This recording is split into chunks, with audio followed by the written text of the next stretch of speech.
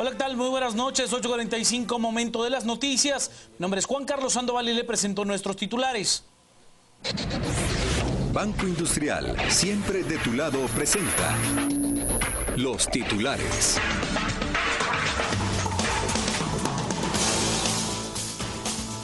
El Instituto Nacional de Ciencias Forenses, INACIF,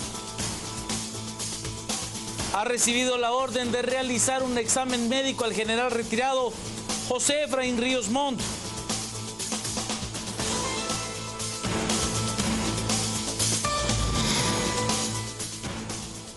Organismo judicial debe 90 millones de quetzales en indemnización a 137 magistrados, quienes podrían demandar al organismo legislativo si no se les paga su tiempo de servicio.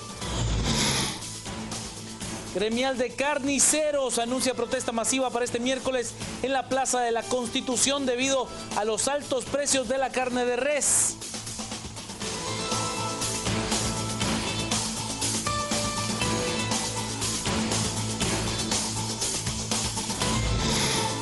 Policía Nacional Civil recibe 20 millones de quetzales para gasolina de las autopatrullas.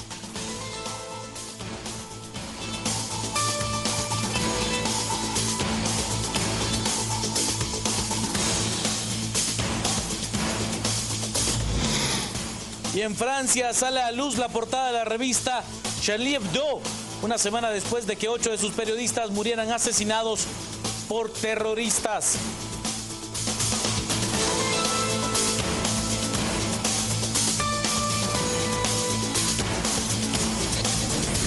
Banco Industrial, siempre de tu lado, presentó los titulares. Comencemos con las noticias más importantes del día. He de contarle que el general retirado José Efraín Ríos Montt será evaluado médicamente por el Instituto Nacional de Ciencias Forenses, INACIF, así lo ha ordenado la juez Carol Patricia Flores.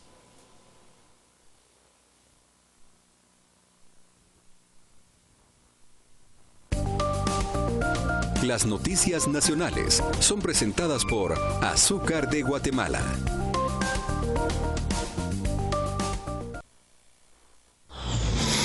Nuevamente una audiencia en la que debía comparecer Efraín Ríos Montt ha sido suspendida. La jueza Carol Patricia Flores del Juzgado A de Mayor Riesgo convocó para este martes con el fin de dar cumplimiento a una orden de la CC en la que se resolvería que el juicio contra el general retirado no debe retrotraerse.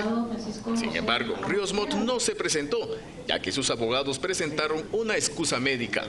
La jueza ordenó al Instituto Nacional de Ciencias Forenses evaluar la salud de Ríos Montt en un plazo no mayor de 24 horas para establecer su situación de salud. Considero pertinente que debe oficiarse al Instituto Nacional de Ciencias Forenses a efecto de que se constituya en el lugar donde se encuentra el procesado, a efecto de dictaminar si efectivamente es congruente lo relacionado en la certificación presentada el día de ayer por el doctor Mario René Bolaños Duarte, y que se informe si efectivamente dicha persona no puede, por los padecimientos que se señalan en la certificación, presentarse a este órgano jurisdiccional.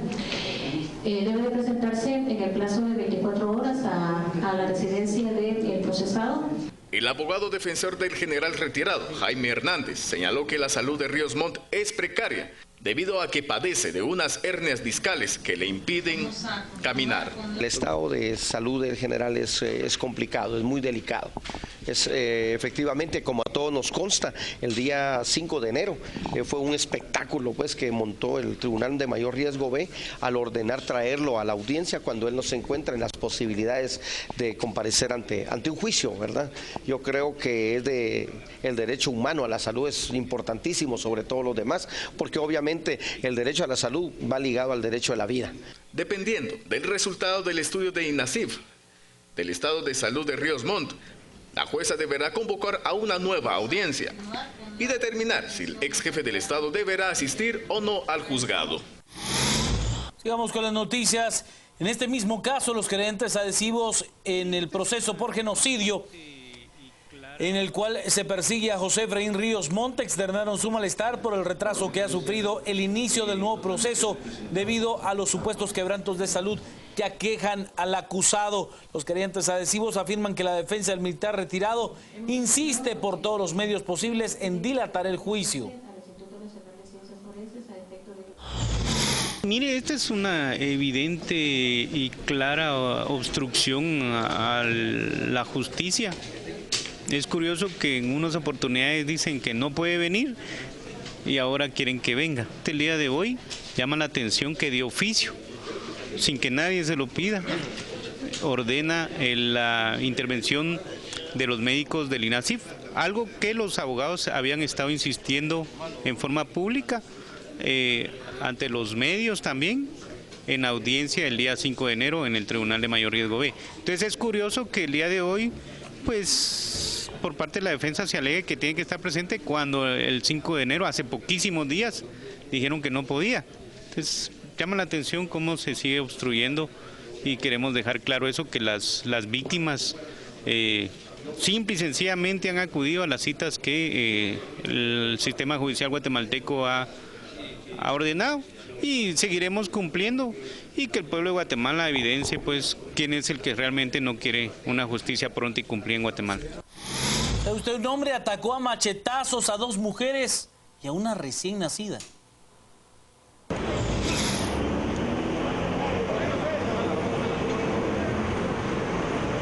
Este hombre es señalado de atacar a machetazos a 2 mujeres y una bebé de 7 meses de edad.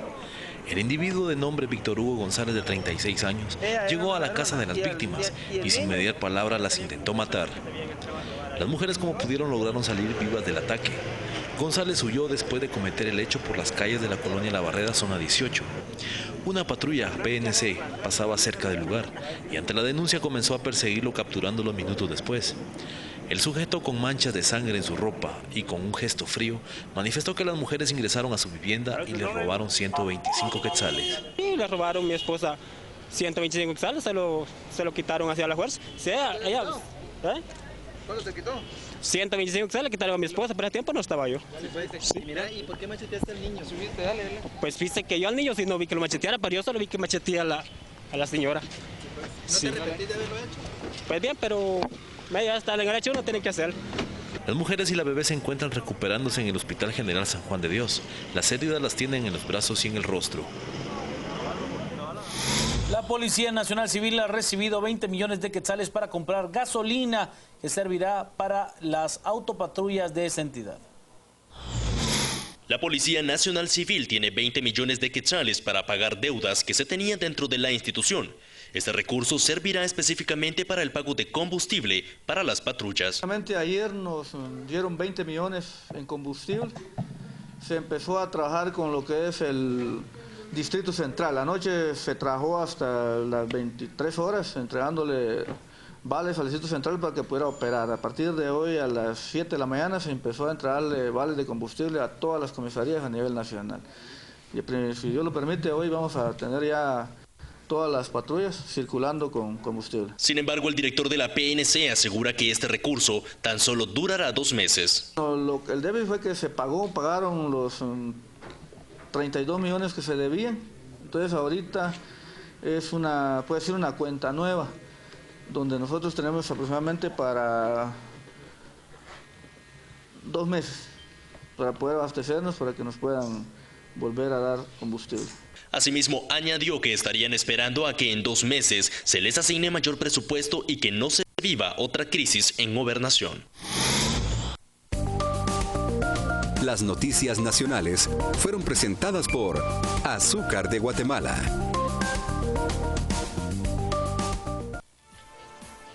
Momento de las noticias y de ir, por supuesto, a la pausa. Quédese con nosotros. Al regresar le tenemos más información a las 8:45.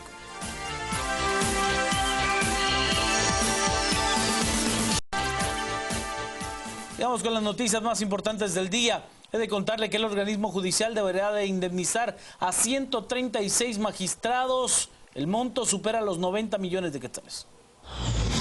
El organismo judicial le debe casi 100 millones de quetzales en concepto de indemnización a 137 exmagistrados. Los ex magistrados podrían demandar al OJ si no les dan su tiempo. Felipe Baquiash discutió esto con el jefe del Ejecutivo, Otto Fernando Pérez Molina. Son 90 millones, porque se estaría indemnizando a los 13 magistrados de la Corte Suprema de Justicia, más 124 magistrados de las salas de las Cortes de Apelaciones. Nosotros sabemos que es una obligación que tiene el organismo judicial, entonces dentro de los rubros de las prioridades está lo atinente al pago de estas prestaciones laborales. El Ministerio de Finanzas analizará de dónde podrán obtener los recursos, específicamente los 90 millones de quetzales, para trasladárselos al OJ y cumplir con sus obligaciones. La gremial de carniceros prepara una manifestación para mañana en la Plaza de la Constitución. Recuerde que mañana se presenta el tercer informe de gobierno del presidente Otto Pérez Molina. La gremial de carniceros protestarán este 14 de enero por el incremento al costo a la libra de carne de res. Según los carniceros, lo harán a la hora que el presidente de la República esté entregando el informe de su tercer año de gestión para presionar a que detenga el incremento porque están cansados de presionar. Después de andar siempre en sondeos toda la mañana de mercado en mercado, pues siempre ahí en asamblea permanente con los compañeros, pues hoy hemos llegado a la decisión de que el día de mañana nuevamente no vamos a comprar carne debido a que el precio ha sido desenfrenado y consideramos de que ya el consumidor final se merece un respeto y tanto como nosotros como expendedores también, entonces yo creo que ya no es justo de que realmente se esté pagando la carne muy cara. Y debido a eso, pues los compañeros acá en sí, en asamblea, indignados en todo lo que ha sucedido, pues mañana estamos ya pronunciando una concentración masiva en lo que es el Parque Central a las 10 de la mañana. Los carniceros aseguraron que esta medida la hacen porque el Ministerio de Economía y el MAGA no resolvieron su problemática. Pues nosotros, pues como no, al menos ellos ya tienen su agenda, pero este problema pues se dio entre de ayer y hoy. Entonces nosotros pues jamás les hemos hecho la vida imposible a los políticos, mas sin embargo pues ellos han utilizado los mercados, lo han utilizado de escaleras, incluso algunos han venido a cerrar acá sus campañas.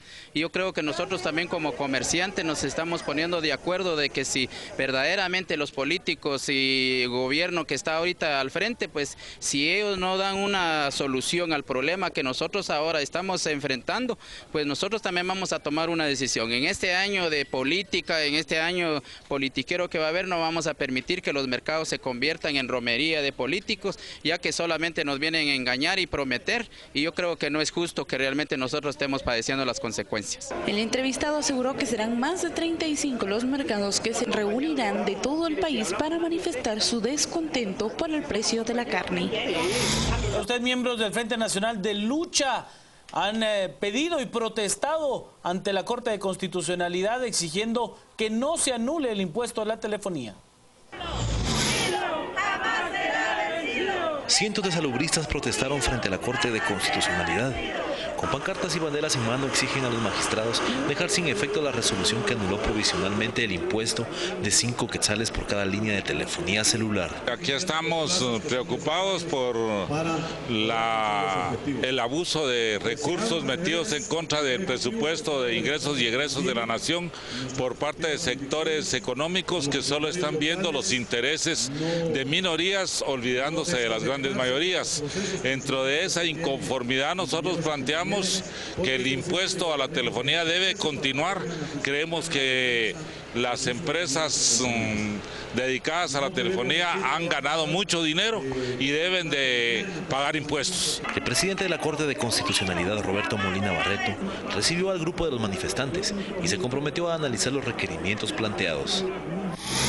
Aumentan, ¿sabe usted?, las acciones legales en contra del presupuesto general de ingresos y egresos de la Nación 2015. La empresa Cementos Progreso presentó ante la Corte de Constitucionalidad una impugnación a los artículos donde se aumenta de unos 55 quetzales el impuesto al saco de cemento. Según la compañía, dicha disposición del Ejecutivo significa un grave daño a la industria de la construcción. Cementos Progreso explica a través de un comunicado este martes que el recurso fue interpuesto el lunes por la noche y confían en que la CC resolverá conforme a la ley.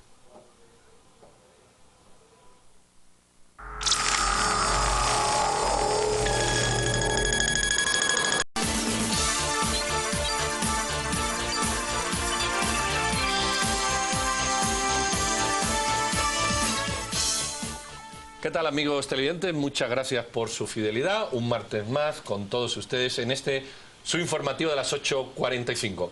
Dos temas que ya anunció mi compañero van a ser abordados esta noche. El primero se refiere al tercer informe del gobierno actual, pero se concreta o se focaliza en el tema de la política fiscal. ¿Cómo se evalúa esa política fiscal del tercer año del gobierno del Partido Patriota? Dos expertos, uno Luis Pedro Álvarez, que es diputado de la bancada de Encuentro por Guatemala, que justamente ayer presentaron un informe sobre la ejecución final del presupuesto 2014. Otro invitado, Enrique Maldonado, que es economista senior de ICEFI, el Instituto Centroamericano de Estudios Fiscales, que también han hecho un comunicado de prensa en relación a cómo ellos evalúan los 5 puntos que remarcan de lo que denominan o denominó en su momento el partido político Pacto Fiscal para el Cambio. Señores, buenas noches, bienvenidos. Y nuestra compañera Silvia Jereda, como todos los martes. Muy buenas noches. Pues Silvita, empecemos. Muchísimas gracias. Estamos a 3 años de la gestión del presidente Otto Pérez Molina y recientemente en una entrevista la vicepresidenta Roxana Valdetti decía que en Guatemala ha existido crecimiento económico, que ha habido combate al contrabando, inclusive hablaba de transparencia por parte de este gobierno. No obstante, hoy estamos viendo el informe de ICEFI y estamos viendo también otro informe que preparó la bancada de Luis Pedro y al final nos queda una sensación, pareciera que todo lo que están diciendo nuestros gobernantes es mentira. Yo quisiera que ustedes dos me digan en qué se basa el informe que ustedes dan, que abarca 5 puntos medulares: la transparencia, la calidad del gasto, crecimiento económico, combate al contrabando, evasión tributaria, actualización tributaria y asignación prioritaria de recursos. ¿Cómo se evaluó a este gobierno, que según la vicepresidenta tiene un 7 sobre 10? Muy buenas noches, Silvia. Muy buenas noches, Pedro. Y voy a aprovechar a tomar la palabra. Solo quiero hacer la aclaración. Este es un trabajo preparado por la diputada Ninel Montenegro, que es mi jefe de bancada. La bancada de Encuentro por Guatemala solimos hacer un informe preliminar el 12 de diciembre y posteriormente a inicios de enero. Y luego lo volvemos a hacer después en junio, una vez la Contraloría de Cuentas presenta su ejecución final. Y yo te quisiera decir que yo no creo que lo que dice la vicepresidenta pareciera una mentira. Es una mentira. Es una mentira. Y nosotros lo probamos con datos y hechos objetivos que están en ese informe que preparó la diputada Montenegro. ¿Qué dicen esos datos? Mira, básicamente, en primer lugar, la falta de ejecución presupuestaria, más de 6,000 millones de quetzales que simplemente no se ejecutaron. El despilfarro. En el mes de diciembre empezaron a crear y a generar esta crisis ficticia que nosotros denunciamos durante los meses de octubre y noviembre, no pagándoles salarios a los salubristas, a los maestros, inclusive al Congreso de la República, a los policías, dejándolos sin gasolina, humillando a los policías en las calles de Guatemala, cuando después vemos que en el mes de diciembre el presidente de la República se receta más de 200 millones de quetzales para publicidad. Se hacen transferencias por más de 66 millones solo el mes de diciembre con ese objetivo. Eso es más del presupuesto de todo el sistema penitenciario en un año. Cuando vemos que el Ministerio de Desarrollo, que no tiene absolutamente nada que estar haciendo, compra maquinaria por cerca de 80 millones de quetzales, maquinaria pesada. Y esos ejemplos te podría aquí listar muchísimo más. Yo los invito a que en nuestras redes sociales, tanto los seguidores de la diputada Montenegro como los de Encuentro por Guatemala pueden ir a lujo de detalle al informe que se ¿Cuál presentó. es el nombre de la página? Es encuentroporguatemala.org. O pueden buscarnos también en Ninel Montenegro o Luis Pedro Álvarez, ahí pueden encontrar ustedes toda la información. Enrique, ustedes también, el Instituto Centroamericano de Estudios Fiscales, también sobre esos 5 ejes ha hecho una crítica y dice, de los 5, quizás hay uno del que se puede hablar un poquito mejor o un poquito menos peor. ¿Nos puedes aclarar también ese tema? Sí, el Pacto por la Fiscalidad tiene 5 componentes, al cual hace referencia sobre la actualización tributaria, cuando se hicieron mejoras y la recaudación en el impuesto sobre la renta el primer año creció hasta un 35% en personas jurídicas. Lamentablemente es que hay una incongruencia, una incoherencia en el manejo de la política fiscal, porque es el mismo presidente de la República el que se ha encargado de destruir la reforma fiscal que a él le debería de proveer de ingresos para poder suplir las necesidades de la población. Es realmente inaudito que en los hospitales los enfermos no tengan alimentos cuando él sí utiliza el dinero para poder mejorar su imagen. ¿Y a qué puntos me refiero con que él destruyó la reforma fiscal? En 3 años de gobierno, 2 amnistías fiscales. Una amnistía es un mensaje malo en cualquier momento, porque le estás diciendo a la gente que no pague impuestos, en primer lugar. Él mismo, en aras de mantener la popularidad, rebaja el incremento al impuesto a circulación de vehículos, y los guatemaltecos seguimos sin tener un sistema de transporte urbano eficiente. No se han hecho las mejoras necesarias en la Superintendencia de Administración Tributaria para poder combatir el contrabando y la evasión fiscal, y él mismo ha reconocido que la tasa de evasión del impuesto al valor agregado ha llegado casi al 40%, y durante los últimos años de la gestión de él se ha incrementado, porque en estos 3 años ha tenido 4 superintendentes.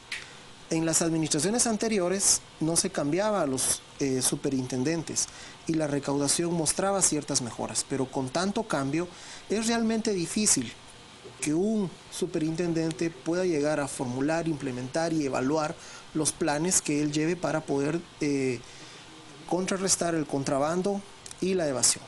Recordemos que ha habido 3, ¿verdad? Bueno, y sobre todo recordemos superintendentes que de la SAT deliberadamente ahogaron a 4 con el actual, claro. Recordemos que deliberadamente el Ejecutivo, el gobierno de Otto Pérez Molina y Rosana Valdetti ahogaron a la SAT porque no le asignaron, no le dieron el dinero que le correspondía, más de 60 millones de quetzales que no le dieron, que le correspondían a la SAT. Entonces, por un lado le piden resultados, pero por el otro lado no le están dando los fondos también para que haga lo que tiene que hacer. Entonces, lo que a nosotros nos cabe pensar es, bueno, hay una acción deliberada, dolosa, para obviamente menoscabar la actividad de la SAT, que ha tenido un buen desempeño. Si ustedes analizan el desempeño de la SAT en los últimos 10 años, había venido en aumento la recaudación, pero obviamente si tú subes tu recaudación un 6%, 8% anual, pero subes tu presupuesto un 30%, nunca te va a alcanzar. Yo quiero leer 2 cosas y que ustedes reaccionen de manera breve, porque la reacción puede ser de subirse por las paredes. Sin ejecutar. Gobernación, infraestructura policial, 350 millones, sin ejecutar. Infraestructura en presidios, sin ejecutar, 300 millones. Un país con casi 6.000 asesinatos y problemas en presidios. ¿Cuál sería la reacción de un político, de un ciudadano, de un analista o de una persona que vive la violencia todos los días? ¿Qué reacción les da esto? Ese no es un problema de recursos, es un problema de gestión pública.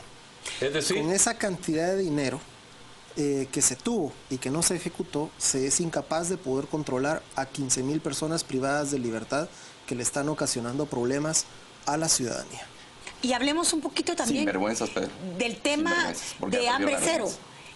Hagamos una evaluación. ¿Qué pasó en ese tema que al día de hoy, Luis Pedro, con estos 200 millones que ustedes mencionan, sigue diciendo el gobierno que es un pacto exitoso y que por primera vez Guatemala va a poder dar el primer paso? Hagamos una evaluación cuantitativa y cualitativa. ¿Qué está pasando con el hambre cero, con este pacto? Bueno, nosotros podrán ver en el informe que hicimos que el Ministerio, precisamente el Ministerio de Desarrollo Social, es uno de los que menos ha podido ejecutar o que apresuradamente ejecutó dinero en diciembre en cosas que no son precisamente los programas sociales, incluidos los programas, digamos, de transferencias o de asistencia alimentaria. Entonces, dicen una cosa, pero hacen otra. Eso lo único que te quiere decir es que hay una, obviamente, hipocresía, hay un descaro, hay una desfachatez. El pueblo de Guatemala no nos chupamos el dedo. Y el mismo presidente de la República, de una forma, yo no sé, poco reflexiva o tal vez pecó de demasiada honestidad, reconoce que la corrupción en su gobierno es simplemente enraizada, que está en todos, comenzando por ellos. Otro dato, Enrique, para tu comentario. De 15.000 millones publicados en Guatecompra, de 15.000, 12.000 son de compras por excepción. Un eje era la transparencia. Sí, definitivamente el ICEFI califica de insatisfactorio las gestiones que se han realizado por la transparencia y por la calidad del gasto público. Yo quisiera recordar de que al inicio de esta administración gubernamental existió la propuesta de tener ciertas leyes de transparencia y de mejora de la calidad del gasto público. Fueron olvidadas, no se impulsó de la manera adecuada. sino que lo que se buscaba era poder impulsar leyes con un carácter totalmente obsoleto, como la ley de generación de inversiones y empleo. Por ejemplo, cuando es prioritario que la ciudadanía esté empoderada de sus instituciones exigiéndoles resultados, pero eso lo puedes lograr con la transparencia y con la rendición de cuentas. Y como lo decía muy bien el diputado, hay formas de gobernar en las cuales el discurso es distinto a las acciones. Se puede decir que la vicepresidenta puede decir que ha habido transparencia, pero recordémonos cómo aprobaron el presupuesto el 28 de noviembre. En una componenda entre el partido líder y el partido patriota, construyendo una autopista para la corrupción, prácticamente, donde dejan una partida de 2.000 millones de quetzales sin destino específico para el Ministerio de Comunicaciones. Se faculta a los consejos de desarrollo para que contraten ONGs para poder construir obra gris. Cuando uno quiere optimizar sus recursos, debe de contratar al especialista en poder ejecutar esas tareas. Es incongruente que el Ministerio de Desarrollo Social haya tenido asignaciones presupuestarias para obra gris o comprando maquinaria, por ejemplo. El 31 de diciembre. Que por cierto, 31 de diciembre. Ustedes también en este informe de ICEFI califican toda la gestión e infraestructura como muy mala, a pesar que es otra de las grandes banderas del gobierno. Inclusive el ministro Alejandro Sinibaldi se plantea como el próximo candidato presidencial. Hablemos de infraestructura. Pues en términos de la infraestructura, adicional a la calidad, yo retomo el tema de la transparencia, sobre todo con el cálculo de los sobrecostos, que no son públicos a los guatemaltecos. ¿Cuánto es el sobrecosto de la construcción en tema de infraestructura del Ministerio de Comunicaciones? O lo que llamamos comúnmente las mordidas. Lo que sucede con el sobrecosto es de que por el incremento en precios de materias primas, de petróleo, cemento, etcétera, y como tardan años en poder construirse, se entiende de que van a terminar siendo un poco más caras de lo que inicialmente se pactó. ¿Cuál es el incremento de ese sobrecosto? No es público. Y eso es algo que se tiene que transparentar, iniciando por cómo se realiza la encuesta de precios de materiales de construcción, que no está bajo la jurisdicción del Instituto Nacional de Estadística. ¿Hay alguna manera de medirlo, Luis Claro Pedro? que sí. Nosotros en el reporte presentamos lo que está presupuestado para gasto y lo que está presupuestado para inversión. Y de hecho, para gasto en el 2014 se fue prácticamente 42.000 millones de quetzales y en inversión ahora apenas llegamos a 13.000. Y de esos 13.000 hay que contar que la inversión se hizo sobrevalorada. Contratados por excepción, obviamente eso incluye porcentajes en corrupción que se están perdiendo y en mala obra, sin supervisión adecuada y sin transparencia. Entonces, están destinando menos de 20 centavos por cada quetzal de impuesto que pagamos los guatemaltecos para supuesta inversión. A eso le tenés que quitar el tema de corrupción y le tenés que quitar la sobrevaloración y la ineficiencia también para la gestión. Yo no sé si esto va a sonar muy populista, pero el contraste es muy simple y alguien puede opinar, pero déjese un contraste. Un país donde muere gente de hambre, porque literalmente hay personas que mueren de hambre en ese país. La Secretaría de Comunicación Social, es decir, la publicidad de gobierno, pasó de 65 millones de asignación a 202. Tuvo un incremento del 210%. ¿Cómo se puede evaluar en un país donde hay gente que muere de hambre y se le da prioridad? No es que se le dé prioridad, es que se multiplica por 4 la asignación para publicidad gubernamental. Inaceptable, inaceptable. Obviamente es increíble que en plena supuesta crisis financiera del Estado de Guatemala, donde justifican la aprobación de impuestos de una forma completamente inconstitucional e ilegal, que la bancada de Encuentro por Guatemala, por supuesto, nos opusimos en el Congreso de la República, estén por un lado despilfarrando en pauta publicitaria al presidente y la vicepresidenta, y por el otro lado los hospitales, lo decíamos al inicio, los hospitales sin medicina, sin comida, las patrullas quedándose sin gasolina en las calles. Eso es terrible. Terrible, inaceptable. Eso refleja cuáles son las verdaderas intenciones de los gobernantes. Y yo lo resumiría de una manera muy práctica. Donde está su dinero, está su corazón. Y hablemos de otro tema muy importante. Usted hablaba de todo este manoseo que hubo para la aprobación del presupuesto 2015. Sí.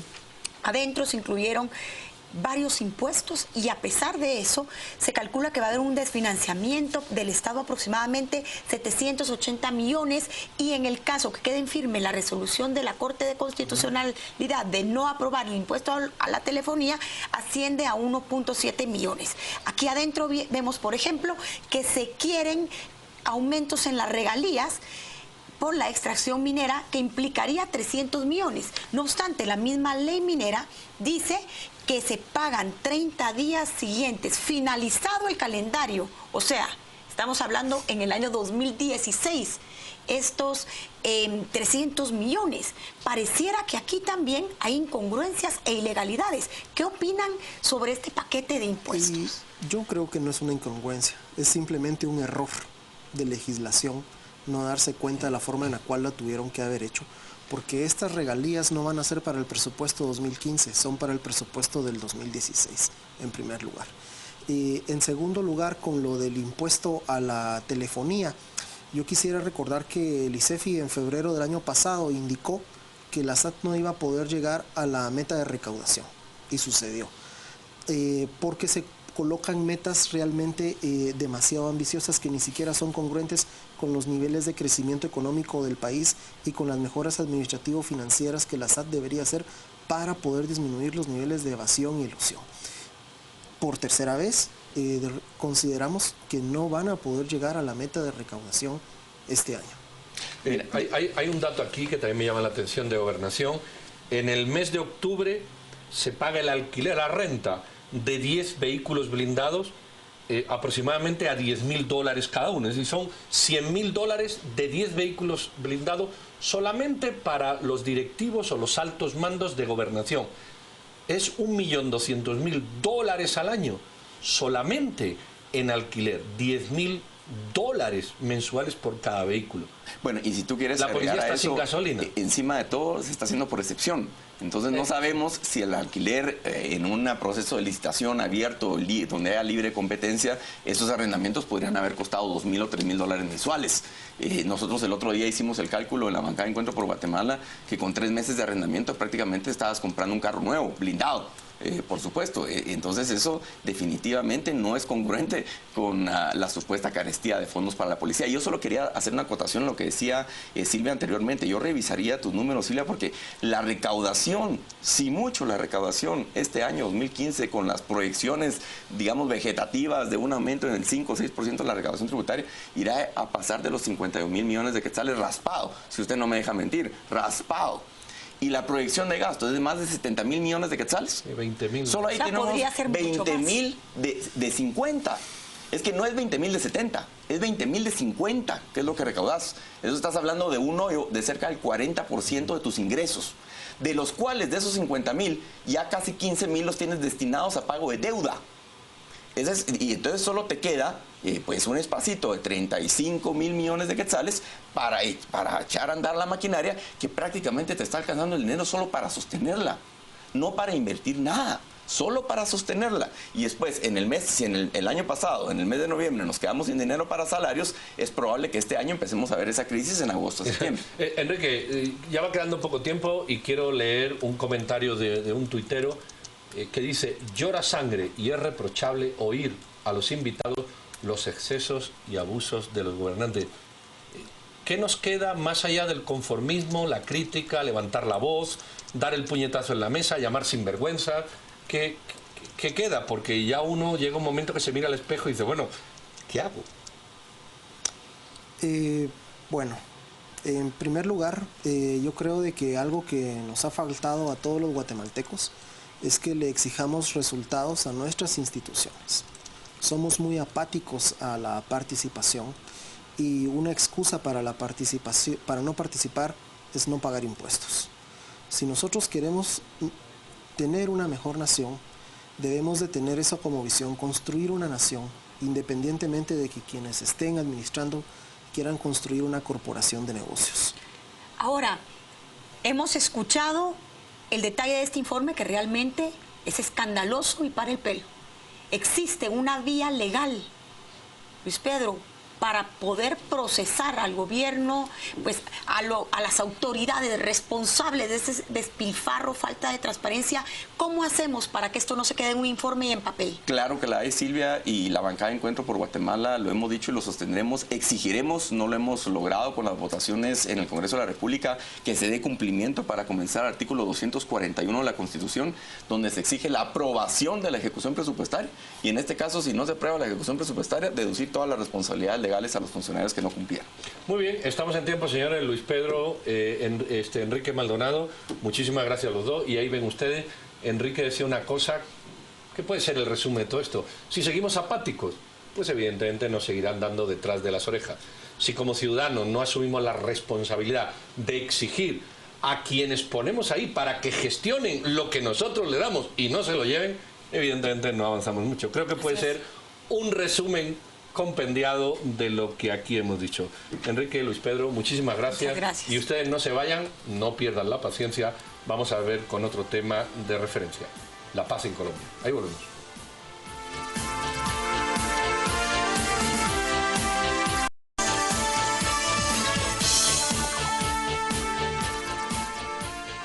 Aquí de regreso. Como ustedes saben, se lleva unos meses negociando en La Habana lo que se ha denominado el proceso de paz en Colombia entre el gobierno colombiano y las FARC, las Fuerzas Armadas Revolucionarias de Colombia.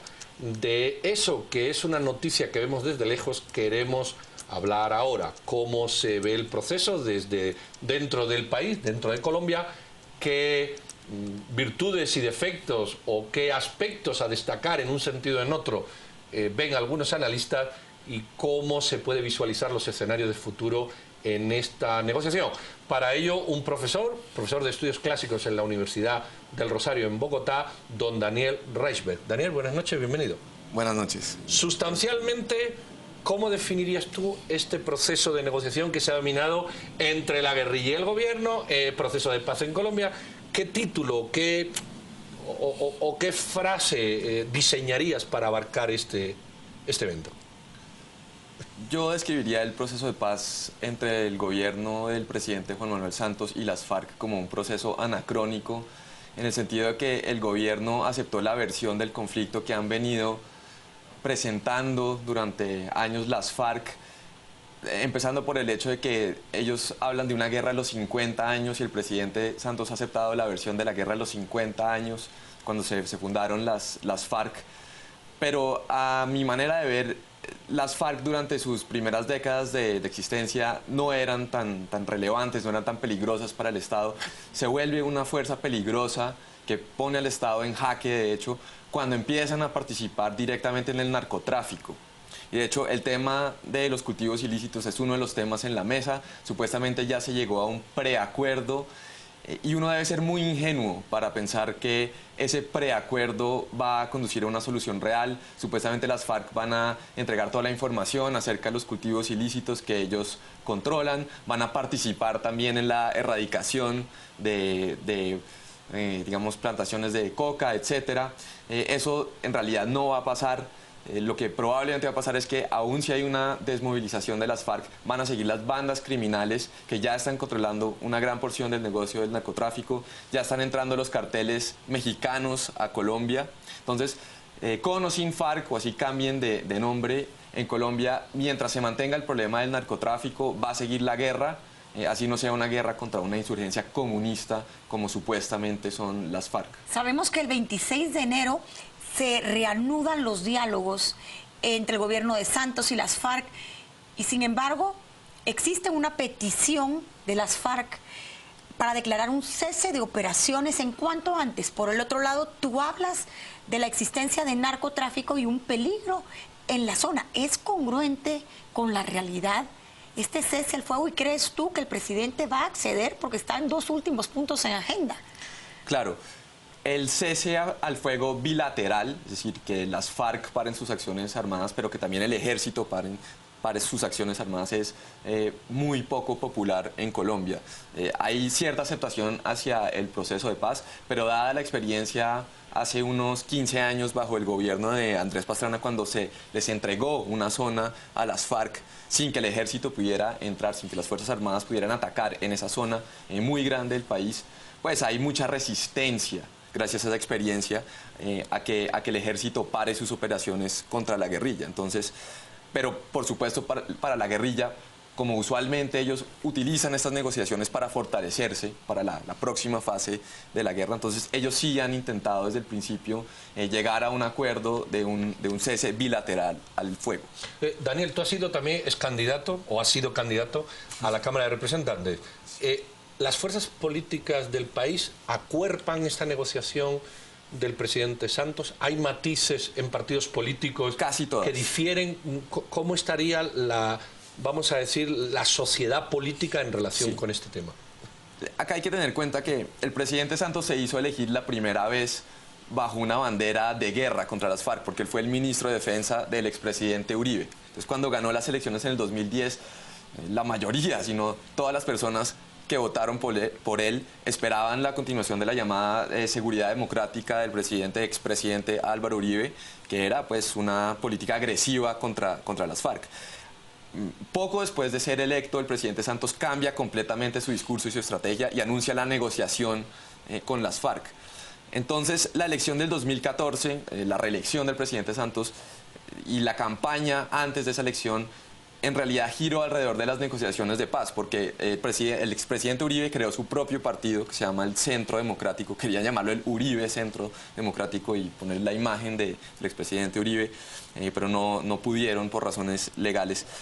Básicamente la última elección fue un referendo acerca de esas negociaciones de paz y el presidente Santos ganó, pero no ganó con un margen muy grande. Y para ganar tuvo que repartir lo que en Colombia llaman mermelada, tuvo que mover toda la maquinaria gubernamental. Entonces, con el gobierno en el proceso de paz están prácticamente todos los partidos, excepto el nuevo partido que acaba de llegar al Congreso, que es el partido del expresidente Uribe, y ellos se oponen al proceso de paz pues, por razones ideológicas. También hay algo de rencor personal en contra de Santos por haber utilizado a Uribe para llegar al poder, por lo menos como lo ve como lo ven las personas adeptas a ese partido, pero inclusive la extrema izquierda, hablando dentro del espectro político tradicional, es decir, la izquierda que no toma las armas en Colombia o que no ha tomado las armas, apoyó el proceso de paz del gobierno del presidente Santos. Ahora, ¿es realista que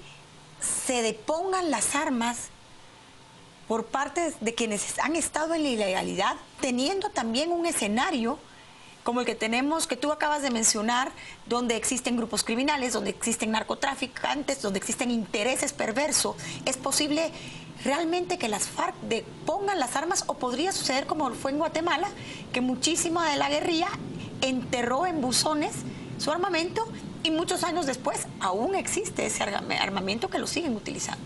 Sí, es una excelente pregunta y eso es precisamente lo que yo sospecho. Así, ciertos líderes de las FARC eventualmente entren a la política tras un acuerdo o así cambien de nombre, así en teoría las FARC dejen de existir, pues esas bandas criminales que hoy están aliadas con las FARC y que controlan una gran porción del narcotráfico, pues esas bandas no están en la mesa de negociación en La Habana. O sea, cualquier acuerdo al que lleguen en La Habana no afecta a esas bandas. Entonces el narcotráfico va a continuar, la guerra en sí va a continuar, puede que haya más muertos, inclusive después de una supuesta paz con las FARC. El problema es que, como ustedes mencionaban acá en Guatemala, el gobierno en Colombia también está invirtiendo o derrochando, a mi manera de ver, mucho dinero en la publicidad o lo que es en esencia propaganda estatal para tratar de convencer a la gente de que la paz está a la vuelta de la esquina, de que Colombia ya va a llegar a la paz absoluta, algo utópico, y mucha gente desafortunadamente sí termina creyendo eso, aunque sí hay también mucho escepticismo en cuanto al tema del proceso de paz, pero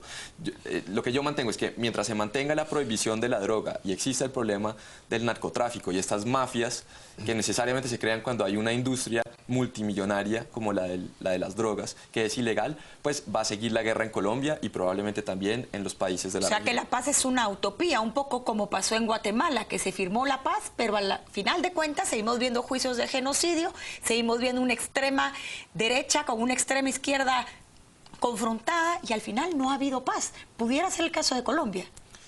Esa es mi predicción, que va a seguir ese enfrentamiento contra el Estado por parte de grupos que ya tal vez no se llamarán las FARC, pero son grupos que se van a financiar sobre todo con el narcotráfico y otras fuentes ilegales de ingresos. Daniel, en el ámbito académico o intelectual colombiano se toman en consideración procesos de paz centroamericanos que ya pueden aportar pues experiencias de años como el propio guatemalteco, el salvadoreño, la forma de convivir, si ustedes quieren, del nicaragüense. ¿Hay alguna escuela de referencia o cada proceso de paz es tan específico y propio que lo demás pues no incide? Yo he ido referencias al proceso de paz en Guatemala, pero sobre todo se hacen referencias al proceso de paz, por ejemplo, en Irlanda o en Sudáfrica. Y esos son, de lo que yo he visto, sobre todo en la prensa, esos son los casos que se venden, cuando en mi opinión tal vez la experiencia de Guatemala sería el caso más similar y al que más atención se le debería prestar en Colombia. ¿Qué probabilidades de éxito se pueden esperar de un proceso de paz?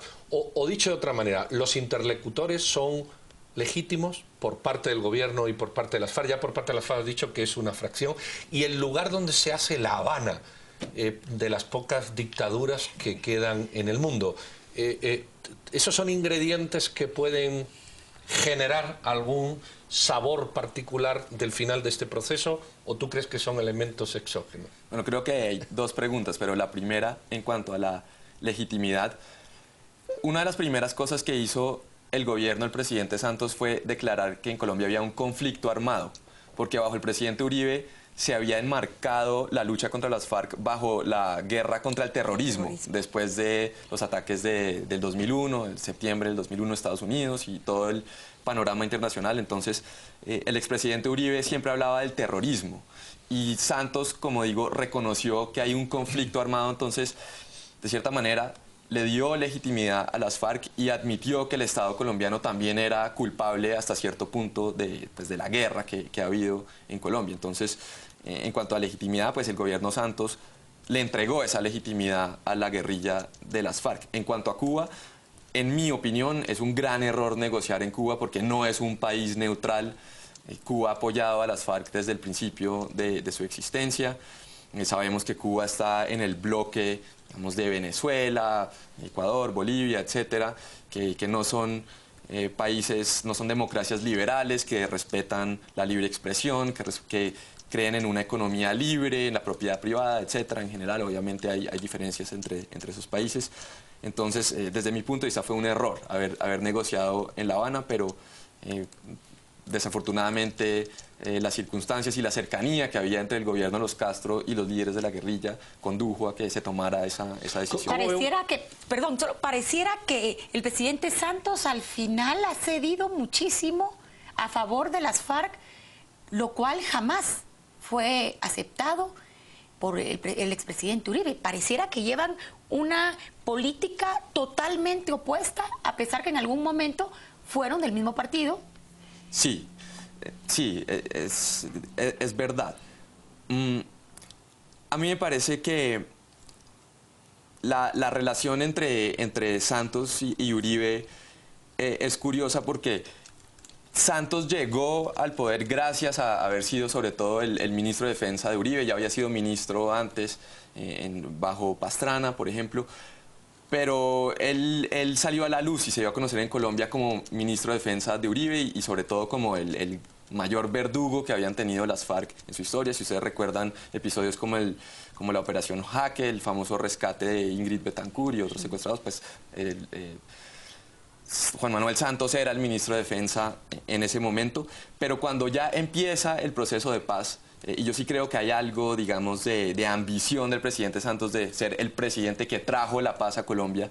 Pero una vez él se juega esa carta, llega al punto donde tiene que hacer casi que cualquier cosa para que se negocie una paz y para que se firme una paz, así sea un pedazo de papel, porque se jugó toda su presidencia alrededor del tema de la paz.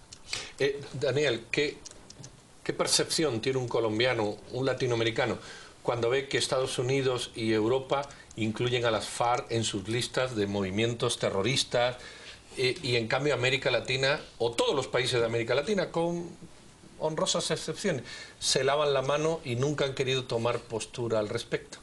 Estamos en un continente poco solidario.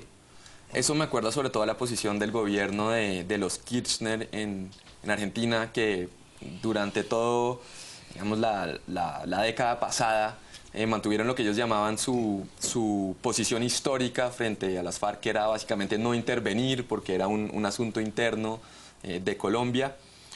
Más allá del terrorismo o no, yo también soy bastante crítico con la posición de Uribe y los uribistas, porque la solución para ellos es estrictamente militar. Y ellos estuvieron 8 años en el poder y con los medios militares únicamente no lograron acabar a las FARC e hicieron todo lo posible por hacerlo. Lo que es evidente acá es que las FARC se alimentan del narcotráfico, se financian con el narcotráfico, y si no se acaba el narcotráfico, pues van a seguir existiendo las FARC, o sea, otro grupo similar.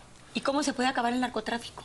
Con la legalización. Para mí la paz en Colombia, la paz en la región pasa necesariamente por la legalización de las drogas. Cuando yo fui candidato a la Cámara de Representantes el año pasado, esa fue mi propuesta principal. Desafortunadamente en Colombia no estamos preparados en realidad para dar ese debate. ¿Y qué pasaría si legalizamos unilateralmente o tal vez en una alianza en bloque con países como México, Guatemala, Perú, Bolivia?